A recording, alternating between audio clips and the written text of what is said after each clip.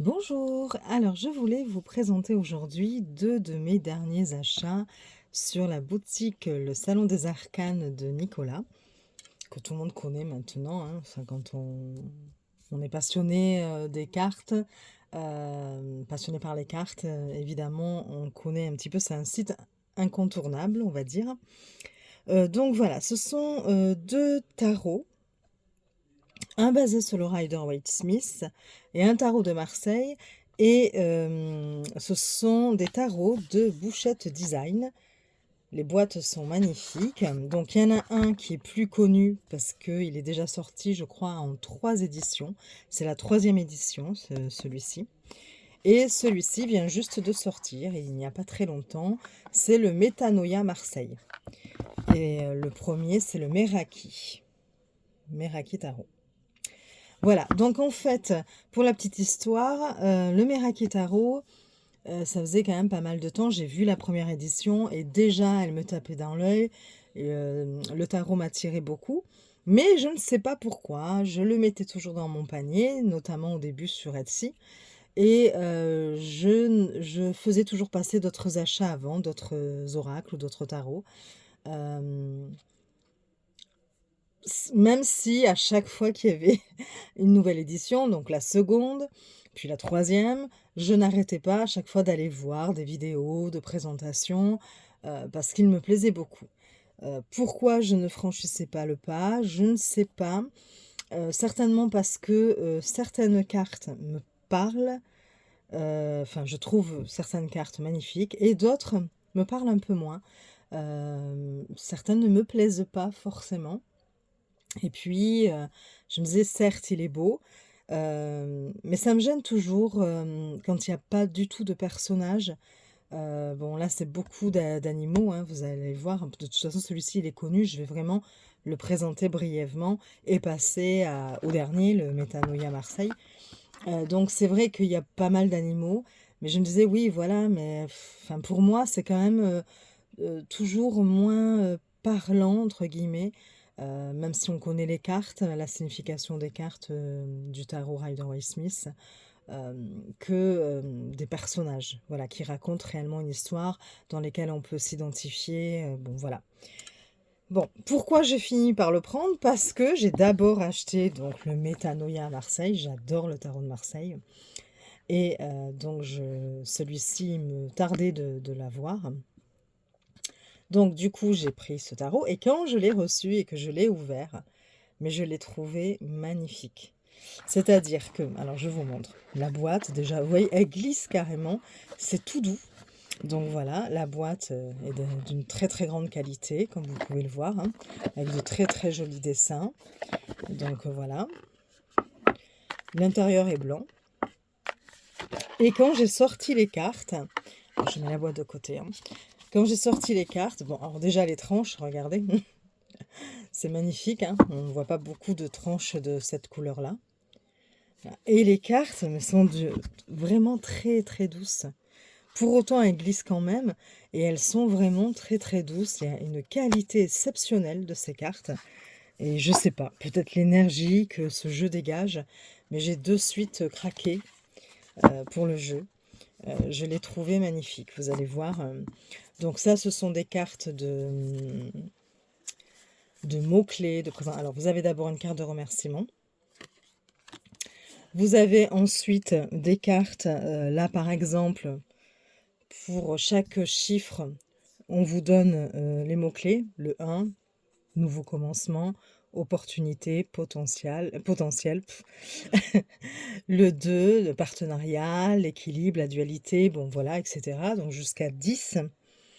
Vous avez ensuite une carte qui vous donne les énergies de chaque suite des arcanes mineurs. La suite de bâton, la suite de coupe, donc vous avez des mots-clés.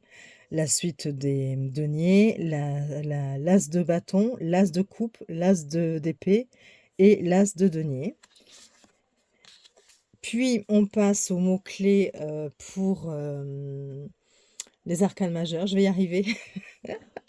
Donc le fou, les mots-clés pour le fou, les mots-clés pour le magicien. Donc voilà, pareil, toujours là, toujours pour les arcanes majeures.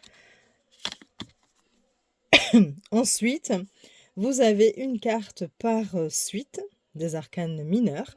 Donc là, par exemple, la suite des bâtons. Et là, on vous dit l'as de bâton, les mots-clés. Le 2 de bâton, les mots-clés, voilà. Et vous avez ça donc pour toutes les suites. Les épées, les deniers ou pentacles et les coupes. Voilà. Donc voilà ce que vous avez ici pour ce jeu-là. Je vais vous montrer rapidement pour le Meraki, même si je pense que beaucoup de monde le connaissent déjà. Il en est déjà sa 3e édition. Il plaît à énormément de monde. Hein. Donc voilà la boîte, toujours pareil, hein, très très douce, très bonne qualité. Hop. L'intérieur est vert de cette boîte. Ouais, il y a beaucoup de tournois. Le dos est comme ceci. Donc en plus, voilà, c'est très très joli. Hein. Les deux, on peut tout à fait faire un tirage avec les deux jeux. Vous avez pareil des cartes supplémentaires. Hop, je retourne. Donc je vous montre. Donc là, vous avez pour les signes astrologiques. Donc on vous donne chaque signe astrologique. Hop, je bouge ma caméra, je suis désolée. Attendez, je la redresse un peu. Voilà. Alors, donc pour chaque signe astrologique, on vous donne les dates correspondantes. Ensuite, vous avez pour le système donc les planètes. Donc pareil, les planètes. Et puis on vous donne quelques mots-clés pour chaque planète. Une carte qui va vous parler des pierres. Donc par exemple, on va vous dire que le magicien, c'est le quartz blanc, enfin de cristal. Donc, et on va vous dire guérison, équilibre, amplification. Et vous avez ça pareil pour toutes les arcanes, tous les arcanes majeurs. On vous donne ici l'élément astrologique relié à chaque arcane majeur, des éléments astrologiques. Alors, vous allez avoir par exemple le fou, on vous dit que c'est la planète Uranus et que l'élément c'est l'air. Voyez? Donc, on vous fait une association astrologie-éléments. Ensuite, vous allez avoir des mots-clés pour chaque arcane majeur. Toujours pareil, arcane majeur. Ici, vous allez avoir donc des mots-clés pour la suite des bâtons. Donc l'As, le 2, le 3. Donc pareil, hein, comme l'autre jeu en fait. Hein. Voilà, les coupes, les épées et les pentacles. Je passe assez vite. Hein. Et vous avez des mots-clés pour les cartes supplémentaires puisque dans le Meraki Tarot, vous avez 6 cartes supplémentaires, plus une d'ailleurs, puisque je crois qu'il y a la carte le Meraki. Voilà. Et la carte de remerciement comme on avait dans l'autre. Donc voilà, donc là on voit que c'est plutôt donc pour les mots clés. Alors attendez, hop, je rattrape tout ça, voilà, c'est bon. On voit que c'est sur un fond noir. Pour les autres, c'était sur un fond blanc. Donc voilà. Hop, je les mets ici. Alors là, le Meraki Tarot, les tranches sont d'un joli vert. Pareil, hein, original, plutôt rare comme jeu, comme tranche de jeu. On les voit rarement de cette couleur-là. Donc très joli. Vous voyez, les deux, ça donne ceci. C'est vraiment très très beau. Beau. Voilà. La qualité, c'est la même hein, pour les deux jeux. Les cartes sont de très très bonne qualité. Et donc le Meraki se présentait comme ceci. Je présente très rapidement. Vous avez déjà des vidéos de présentation sur celui-ci. Donc bon voilà, je les passe rapidement. Alors attendez, hop, je vais mettre ça de côté pour le moment. Voilà, je vais me faire de la place. Donc vous voyez, il y a beaucoup d'animaux. Hein. J'adore celle-ci. Donc c'est le hiérophante.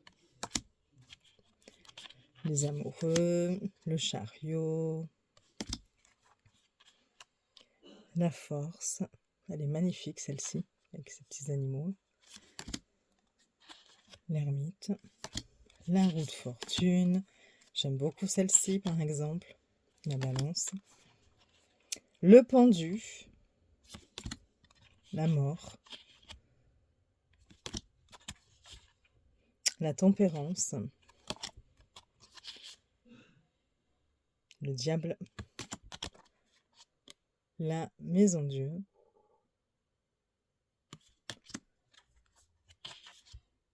l'étoile, la lune. Donc vous voyez, ça fait partie des cartes que j'aime moins. La lune, le soleil, c'est les formes géométriques qui me gênent un petit peu.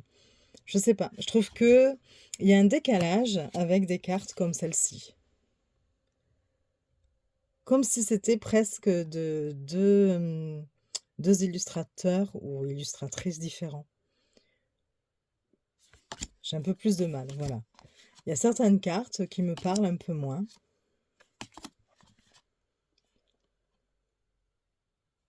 Celle-ci, par exemple, je la trouve pas oufissime, quoi, par rapport à d'autres cartes. Voilà, donc ça, c'est la carte supplémentaire, Meraki. Voilà. Après, on passe dans la suite de coupes, donc beaucoup de poissons, d'oiseaux. Très, très joli, hein.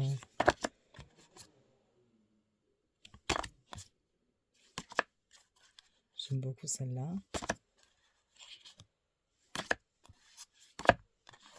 Mais, voilà, enfin, vous allez me dire pourquoi alors finalement j'ai fini par le prendre. Mais c'est vrai que, je vous jure, le toucher déjà. Et puis l'énergie que dégagent les jeux, c'est incroyable. Je sais pas, je peux pas vous l'expliquer, mais dès que j'ai eu le Métanoïa entre les mains, je savais qu'il me fallait celui-ci aussi parce que j'ai adoré l'énergie qu'il dégageait. Et donc voilà, enfin, j'ai fini par craquer et me prendre celui-ci aussi parce que ce sont quand même vraiment deux belles créations.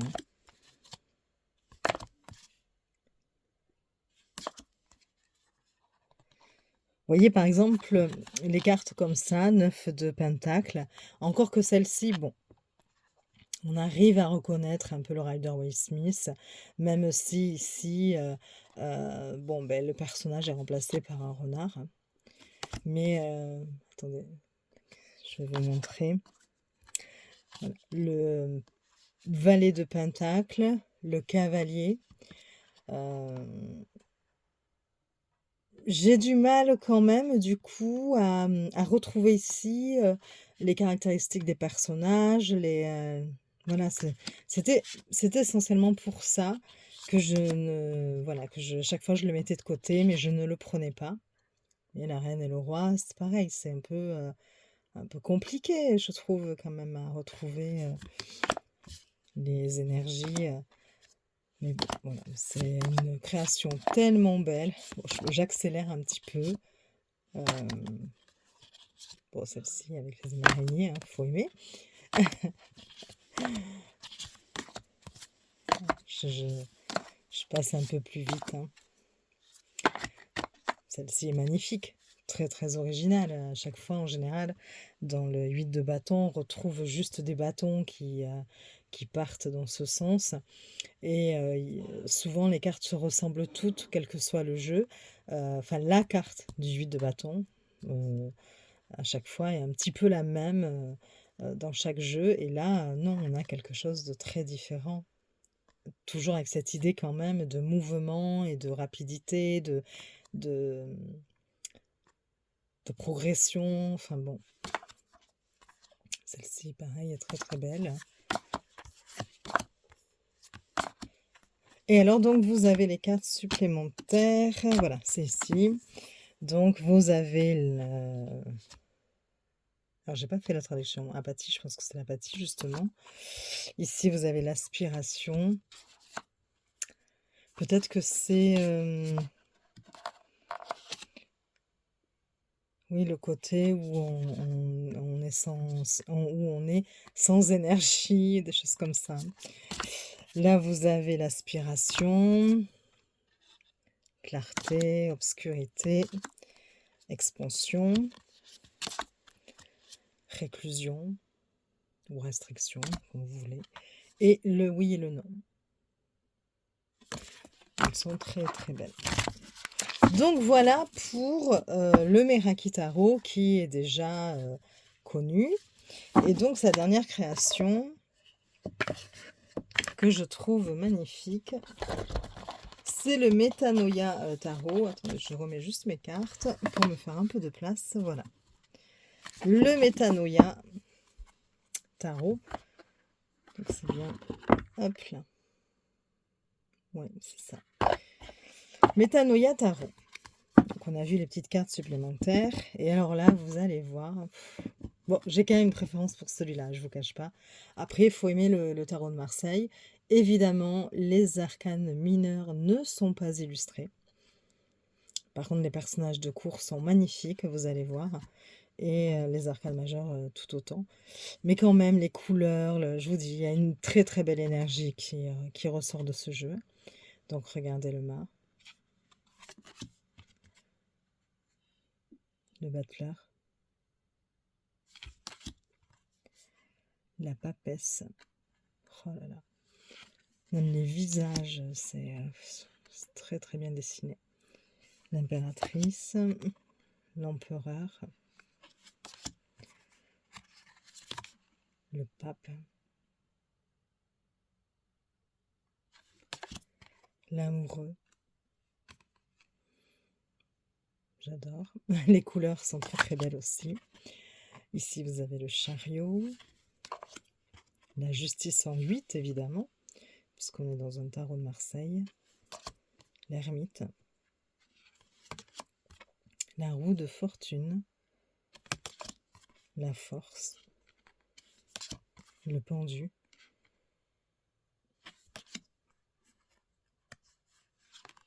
l'arcane sans nom, du coup, hein. La tempérance, le diable. Je fonce dans la caméra. La maison Dieu, elle est magnifique celle-ci aussi. Je crois que c'est une de mes préférées. L'étoile, la lune, très très belle aussi, hein. Le soleil, le jugement, le monde. Et donc voilà, on passe dans la série. Hop, alors il y a quand même un code couleur, hein. Donc là, dans la série des deniers, le fond, si vous voulez, ici va être plutôt vert, vert pâle. Donc vous allez avoir, bon, je les passe donc rapidement, mais je les trouve quand même très très belles. Même si ce n'est pas illustré par des scènes de vie, elles sont magnifiques, hein. Franchement, si vous hésitez pour prendre ce jeu, mais vous pouvez y aller les yeux fermés. Si vous aimez le tarot de Marseille, il est extraordinaire ce jeu. Et donc les personnages de cour, donc le valet, le cavalier, la reine et le roi. On passe à la série des coupes qui va être plutôt sur des tons un peu rose pâle. Oui, c'est ça. Donc regardez l'as de coupe, hein, qui est magnifique aussi. Donc pareil, hein, je vous les passe.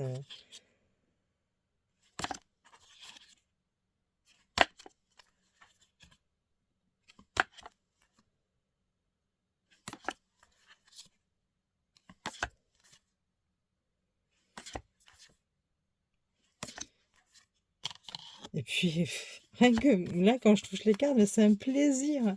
Je vous assure, c'est tellement doux, je sais pas. C'est bon, le valet de coupe, les personnages de cour, le cavalier, la reine et le roi. On passe aux épées qui vont être plutôt sur un ton gris, d'un ton gris, voilà, sur un fond gris plutôt, sur un ton. Voilà, donc l'as, voilà.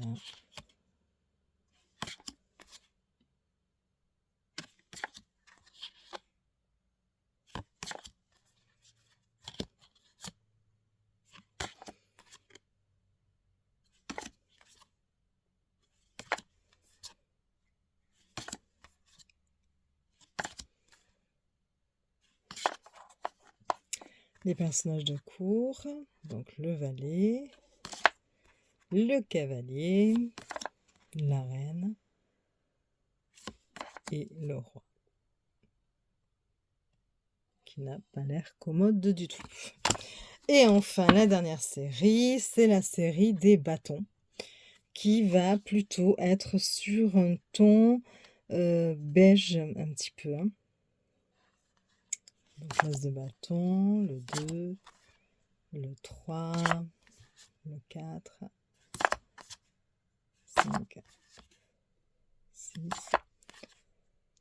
7, 8, 9, 10. Les personnages de cour, valet, cavalier, reine et le roi. Et ensuite, vous avez 2 cartes. Voilà. Une qui vous dit, c'est le moment, c'est le bon moment. Et là, vous dire, il faut prendre le temps. Voilà. Donc, un jeu magnifique que je conseille à tout le monde. Excusez-moi. Voilà. Avec des couleurs, la qualité. Voilà. Si vous aimez le tarot de Marseille, vous pouvez y aller les yeux fermés. Voilà, je vous souhaite une bonne journée. Je vous dis à très vite pour de nouvelles vidéos. Et je vous fais des bisous.